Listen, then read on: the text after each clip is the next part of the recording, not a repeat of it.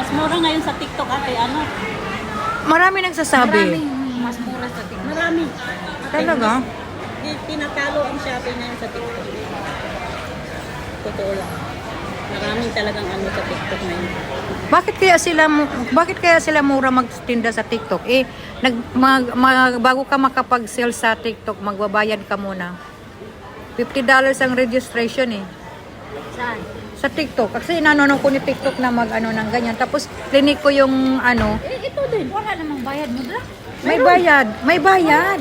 Tingnan mo sa Pag kung magbibinta ka ng item sa ano, sa TikTok, may bayad. Hindi ka magbibinta. Yung ipopromote mo lang yung product. Bakit ka naman pupunta doon magbinta?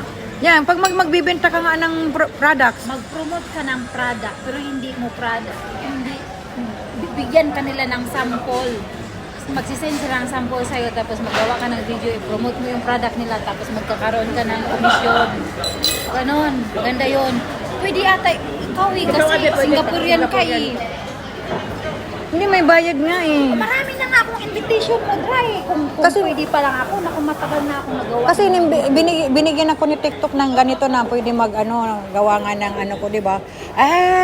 Magre-registered ka. Tapos, may bibilhin ako sa TikTok. Kailangan ako mag-register din.